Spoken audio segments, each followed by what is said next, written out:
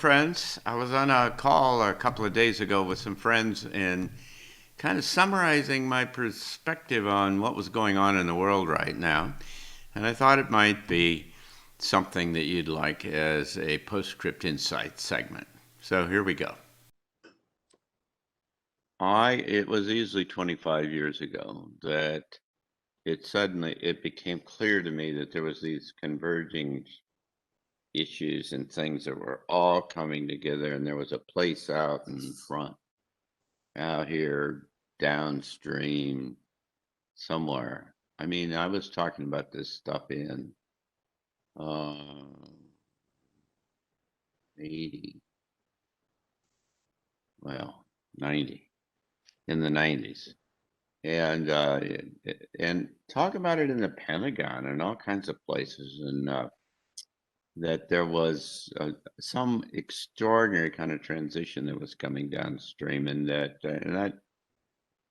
thought about it in terms of social value shifts and technology and the environment and so on, big broad brush kinds of things. But you could see that in each one of these sectors that there were kind of almost exponential relationships, and there was no way that it was kind of sustainable in terms of the status quo, and that the stuff was going to come together, and it was obviously all a big system and all interconnected. And so when something went sideways in one dimension, it's going to resonate through and carry them through the whole system. And and so I don't know.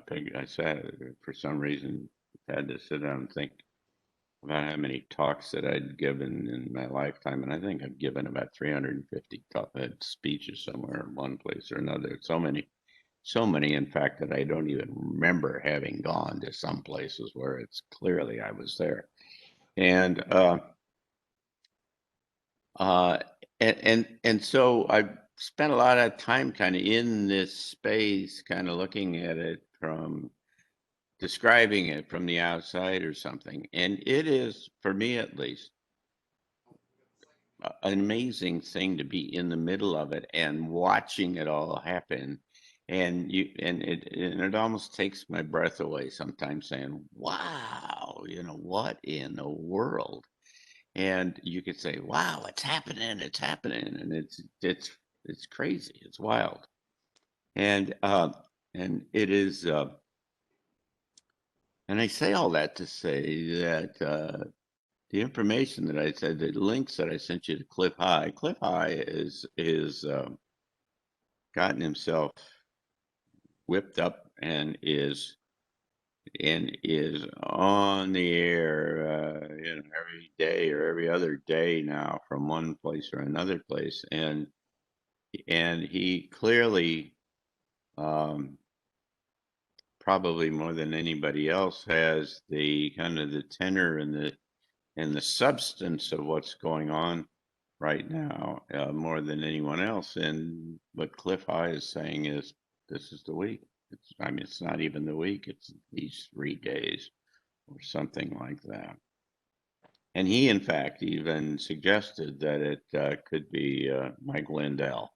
Maybe it's Mike Lindell that'll happen or something like that. And so, Karen, when you tell me 40 million people are watching Lindell in the last 3 days, somebody asked me if I was watching, and I said, I don't have 3 days to watch television, and so I haven't seen it, but I've heard a couple of people give little brief reports about the whole thing. But the notion that 40 million people have been tuned in enough to get a flavor of the thing, and there'd be, I mean, that would suggest that there were significant millions of people that probably would hung around for the duration or for a goodly part of the thing. That's a really big deal. And that really could be the catalytic kind of event that kind of turns this thing and starts to unravel and pull the threads on the fabric of the existing narrative. And it and and it's coming from two directions, of course. One of them is the election information that Lindell's talking about, and others, and and then it's obviously coming from on the vax side, where and in both cases there are threats, serious, growing threats to the existing narrative, to the official narrative. On two of Cliff's kind of podcasts, or hour and a half long kind of segments here in the last 4 or 5 days, I guess. And the his point, of course, is that that this thing kind of hangs on the media and the indicators that say that the tide has changed and that it's going our way, if you will, is that the media will begin to uh, lose their ability to be current. And on one of these, you may remember, this guy was a Jay Campbell, or Jean Claude. I can't remember which of those two that said it, but said that CNN had a whole week where they had less than 1 million viewers. That's huge. And what it says is that they're losing credibility as a source. And when people don't tune into CNN or NPR or New York Times or Washington Post or whatever, they lose their ability to control the narrative, of course. And and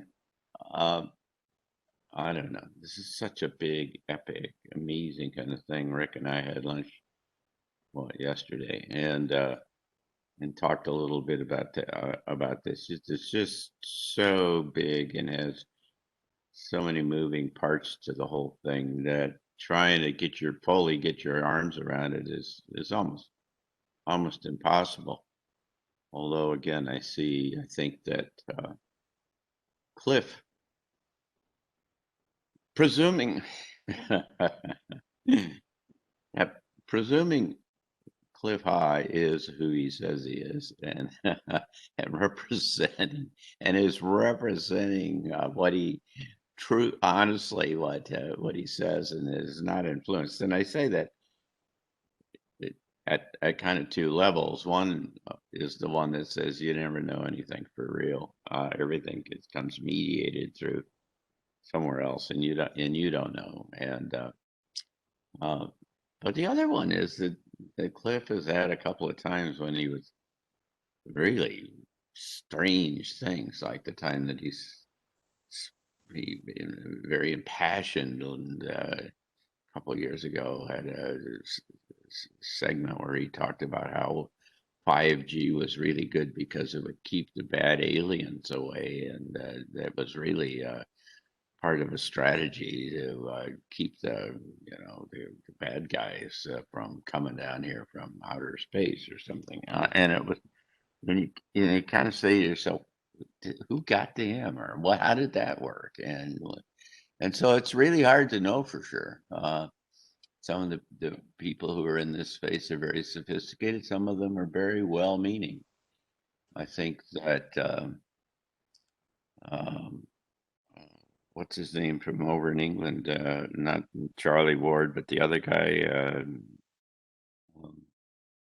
yeah, Simon Parks is a really well-meaning man. I mean, I just really resonate with the guy, and particularly his conscious evolution kind of initiative and what he's trying to do. And I really think his heart's in the right place. But I know enough about how this business works to know that the guys on the other side also know how this works, and they know who the key people are to target, and they spend years. This is if you'll remember what what what Cliff said is that this they built a strategy in 1904 or something like this, and it was the beginning of the. He's alluding to, I think, when they stood up the Tavistock Institute, and if they had a long-term strategy like that, and I cannot believe that what we're seeing now is not the product of something like that. It has such complexity and such sophistication, and it has assets in place in so many, across so many dimensions. The judiciary, the legislative, the political arena, the media, and you just um, science, and they and to say nothing about putting fluoride in the water and stuff in the air and everything. I mean, all of that takes planning and that takes thought and it takes resources and it takes execution and none of that none of that stuff just happens because some one guy or something or a small number of people decide they want to do this. This is a really big mother operation. And they've been at it forever. I'm just reading here, that they had the vaccine patented and produced and distributed in 2019. I mean, somebody was working this one a whole lot, and part of the process you do that is you cover yourself in every kind of way in which you can think, and so you have a significant disinformation kind of operation. And dear Simon Parks, I mean, my guess is that they set him up and they, built these, cozied him up to some people and took advantage of the fact that I mean, it's just speculation, but it's what it seems like to me. Probably likely is that they took advantage of his parents' involvement with the NSA and the CIA and so on. And, they work people. They do that to guys like Wilcock and to Steve Greer and all of these people. I mean, they infiltrate and they work and so on. And so it's really hard.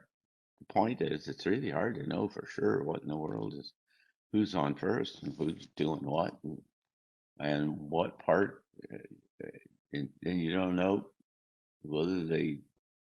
I had a friend of mine who was doing some alternative energy stuff and was sitting on a bar stool in Aspen one day, and somebody sat on next to him, looked over at him, and said, "If you don't stop doing what you're doing, we're going to start killing each one of your people in your family starting on Saturday morning, and you better shut this down."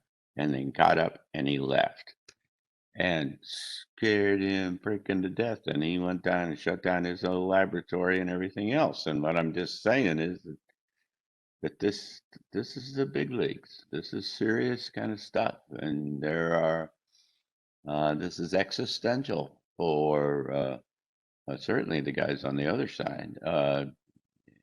The as as Cliff High says, there's no way out of this. They haven't, in Sun Tzuian terms, they haven't given him a way out.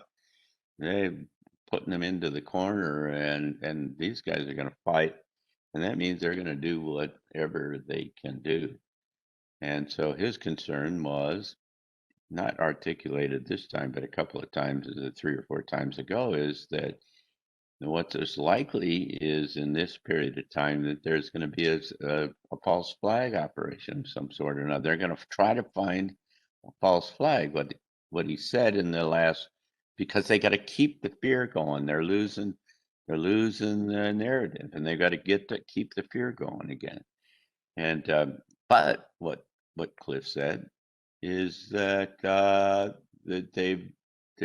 the military is unsure. They don't control the military. They control the judiciary and they control the media and so on, but they don't control the military, and so it's uncertain whether if they did a pulse plague and the way they often do it or have done it in the past, whether in fact it would really work, and it might not, it might backfire for them. And so they're floating a variety of trial balloons. You'll notice that what 10 days ago or so they started talking about they were going to have a lockdown, and there was a story that was floated that said that the president's speechwriter was working on a major speech, and it was going to lock down the country, and they were going to equate this Delta variant business with the same thing as 9/11, and it has that kind of level of, and the country has got to rise to the occasion, and disappeared. And, it lingered around. They still talked about it for a while, and then what you got is a whole bunch of people who said, "Not here, screw you," whatever, and they float these things, and then they have very sophisticated survey research and companies that then monitor how the attitudes and how people respond to the ideas, and to try to figure out whether it'd work, whether it'd fly or not, if they really tried to do the thing. And so what they're loose, so they probe, and the thing, and it's not working. And they're, and you got governors are saying, screw you, I don't care what the federal government says, we're not going to do that. And the military, did you notice that? I mean, that this is a really big deal. I mean, the White House issues this thing and says that the Department of Defense, everybody, all the active duty people in the military are going to get the shot. It's going to be mandatory. And the commandant of the Marine Corps stood up and said, "Not in my Marine Corps." We'll give them there if they want to get it or something. We can let them do it, but we're not going to make it mandatory. And yeah, it's like, I don't know. It's like standing up to the commander in chief. The military guy in me just says, how do you do that? What did you do? I mean, because they indoctrinate you from the beginning as that the military is subservient to the political, to the executive department, to the civilian leadership, and you do what they say. You don't like it, but that's what you do. And now, for the first time that I remember, certainly in those kind of terms, in those kind of public kind of terms, that the service chiefs are standing up and saying to the Secretary of Defense, "Not me," find somebody else to talk to. And so it really is starting to come apart, and there are, like I say, they have extraordinary resources, and they've worked this thing for a long time. One of the things I got from Robert Steele was that the likelihood, and what he felt, and what this guy Juan Savin, whoever he is, uh, it felt, was that there were two supercomputers on either side of this thing, and that they were gaming all of the different moves, and they try one and see what have people happen, and when something happened, then the other guys would try all the variations of the responses, and so it's really gotten very, very interesting and very sophisticated in the way this is all going on. And uh, nobody knows for sure what's real. And the I guess in the end, this is not about left and right, or Republicans or Democrats or conservatives or progressives or liberals or whatever. But what it's the best guess that the best thing that I've heard suggested is that it's really about those who, I mean, Craig Braden talked about this. I've talked about it, but it's interesting to hear it kind of come back from other places. But it's about whether you're going to capitulate and go with let somebody else tell you what to do, i.e., the government in this particular case, and let your whole life be driven and shaped and by what these institutions and all have are saying and what their agenda is trying. And the alternative, of course, is whether you stand up for yourself and you say, "I get to decide," and you don't control me. Uh, and so it's and which is the necessary uh, first step to getting personal sovereignty is to decide that you have the possibility of having personal sovereignty and you can make your own decisions and you can do all of this. This whole thing is exacerbated or at least kind of amped up by the personal relationships and things that we all have and that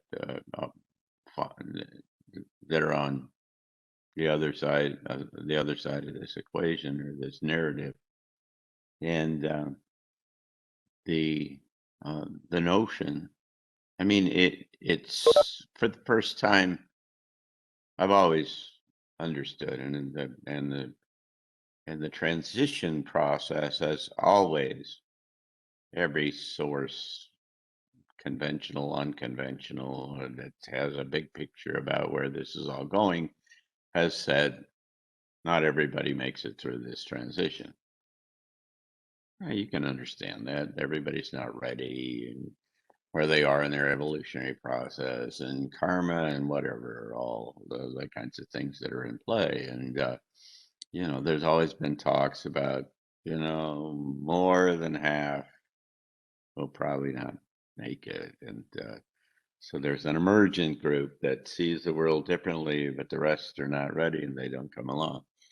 And it's one thing to kind of intellectually kind of understand that, but it starts to really take on a different color. It seems to me at least, it does when when it's members in your family and other things that are on the other side. And then you really start asking big questions. I mean, two or three of us on this call have a friend uh, who got blackmailed, whose daughter came to him and said, "You'll never see your grandchild again if you don't go get a shot." And she went and got a shot because she wanted to see her grandchild. And this kind of Hmm. This kind of moves it into a different kind of space, and it's not just this intellectual kind of thing, but it starts to get personal. And my guess is that it gets increasingly so. What we are going to be put in increasingly into situations where we are going to have to clarify who we are and where we stand and how we deal with it and where we're going in this thing, and consider and fully understanding that it is going to be disruptive, and perhaps even the largest sense of that term. And this is where the rubber hits the road. This is where you get to make the big decision, and this is to decide who you are and where you're going and who you are going to become and why you are here and what you're going to do. And it just starts to move away from being something that somebody talks about in some conference somewhere to starting to settle down in our own laps, and being very, very much a part of how you decide. But uh, there are goodly number of people now who are having to decide whether they're going to keep their job or not, or get a shot. And that's a hugely disruptive and emotionally disruptive kind of thing, to lose your job or get a divorce, or all of the have a death in the family. All those are the big, the big things that really kind of are the most trying to all of us in emotional kind of terms. So anyway, all I'm trying to say is that we're here. It's the kind of the end of the ninth, and it's a World Series and only the seventh game, or and this is it. And it's kind of like right now. I always had thought that it would be later, about 2025 or something like that, but it looks like it's gonna. Cliff High's talking about 1 billion people die within the next 12 months, and I mean, there's a lot of the, yeah, of the medical and scientific community who are saying, bigger numbers than that. Saying that all these people who get a shot, most of them will be dead in 2 years. And it's, that's amazingly disruptive. I mean, it's disruptive on many different levels. It's disruptive. It's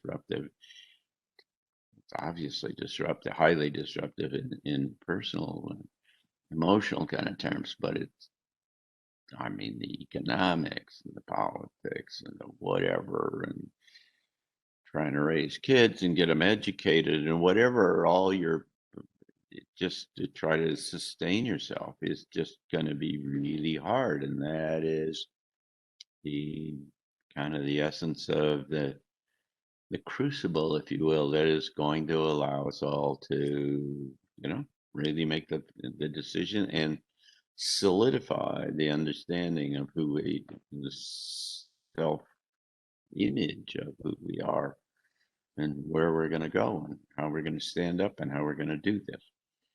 And so this is it. This is going to be really. I mean, it has every indication of. I mean, you got Penny Kelly saying the U.S. government fails in September. You got Cliff High saying the administration or the government. I don't know what that means when you say the government fails specifically, but it's never happened. Whatever it means, it hasn't happened before in my lifetime. And it's and the same as and Cliff High is saying the same thing, and you're starting to see this clustering of these kind of central kind of ideas, and with all of the giant demonstrations in France and Germany and other places. You can just see the whole seething of the whole social system, and this is getting ready for a state change. I mean, if you think of it in scientific terms, and how a complex system shifts from one state to another one. So anyway, that's where it is, as far as I can tell. If you found that helpful and interesting, and you haven't done so already, why don't you just click on the link below and give us your email so that we can send you alerts for the next segments of PostScript. We'd love to be able to tell you beforehand when things are coming downstream so you don't have to go look for them. And this is the best way to do that. We assure you that we won't share your information with anyone else. Thanks.